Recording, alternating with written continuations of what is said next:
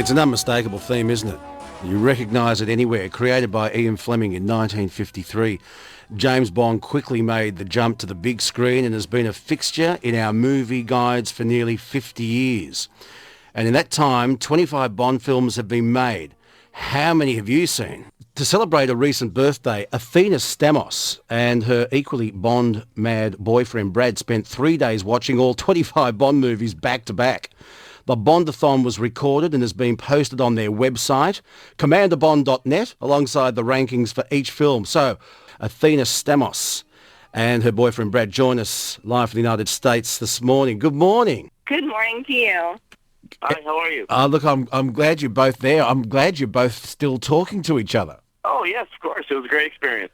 It would have brought you... We're both big Bond fans, so it definitely wasn't, Well, a hate fest. I tell you what, people have got to go to the website and have a look at the condensed version where you watch all 25 films, and I feel like I was there with you. Tell us how the whole thing came about. It was a birthday present, was it?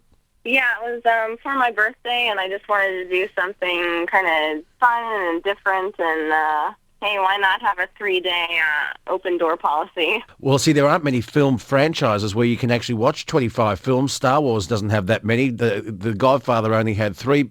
And people like to do this, don't they? They like to watch these sort of things all in a row, but 25. So in real time, how long did it take?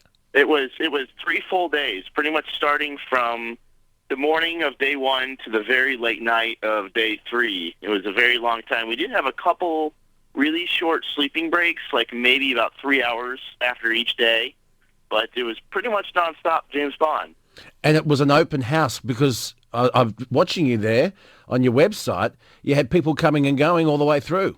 Yeah. We decided that the only 2 people who were committed for doing the entire thing were myself and my girlfriend, but we had about 30 other people coming and going, whoever they chose. We didn't want to... most people aren't as crazy as we are, so we didn't want to lock up 30 people inside of our little place. So we decided 2 of us there the entire time, but we had lots of friends and other Bond fans come over and watch the movies that they felt like coming over and watching. You sort of Facebooked it so people knew when to come and go, or did you have people interrupting? Well, we actually had a schedule posted. Yeah. So we had it all timed out, and so people just kind of knew when to come, and sometimes they'd come in the middle of a movie, but, that was okay, and we had ordered food in all the time, and I know. definitely had coffee running as well. Just watching it, I see lots of food and drink being consumed. Did you put on any weight over the 3 days?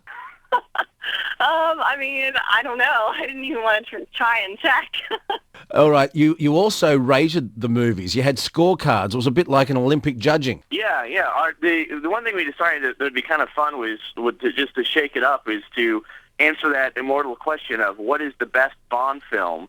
So we decided to have a 1 through 10 Olympic judging kind of style. But essentially 1 through 10, 10 being perfect, and anyone who was there and saw the movie, didn't matter if they had seen the movie a million times or this is their first Bond movie that they've ever seen, they were allowed to give a rating. And at the end of the day, we averaged them all up, and that's how we got our rankings. What came last? Last was The Man with the Golden Gun, and I actually, watching the movie alone by itself, I've enjoyed it, and so watching the movies in order, The Man with the Golden Gun just didn't seem to hold up as well. I felt like Bond was kind of a dick, and what else? It's just the other movies do it better. All right. Number 5?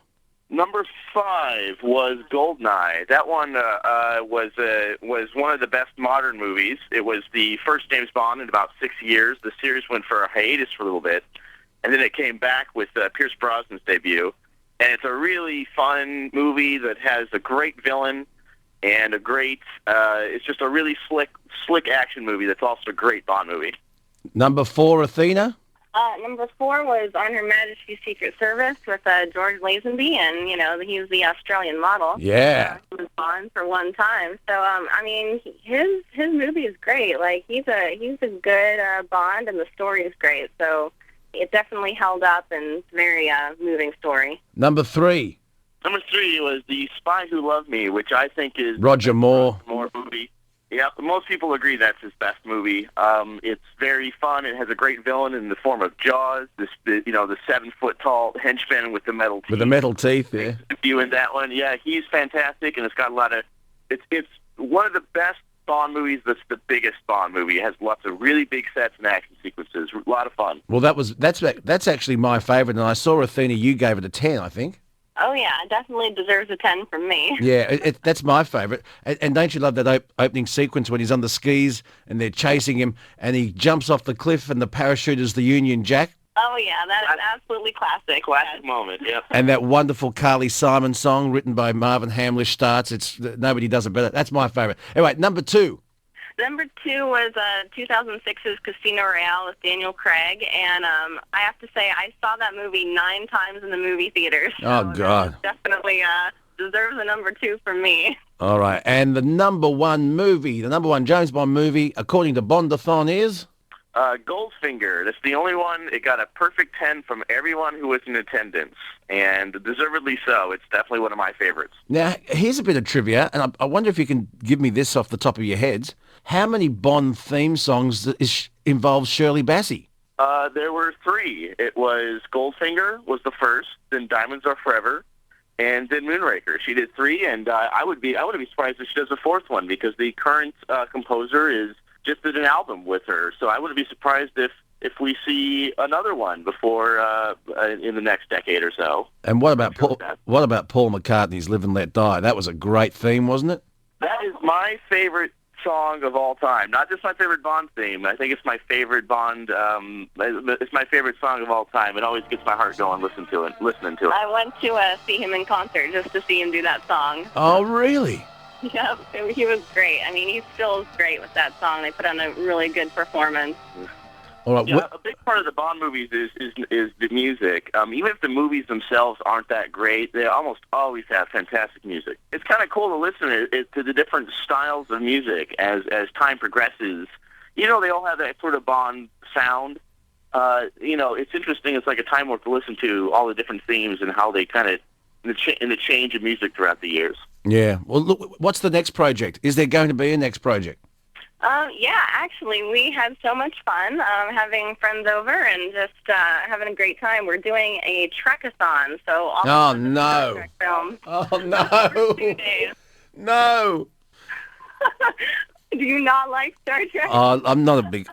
We recently had a big Star Trek convention here in Australia, and William Shatner came out and a couple of the original Klingons it's very, very popular in Australia, the Star Trek thing, but I shan't be going. How many Star Trek movies are there?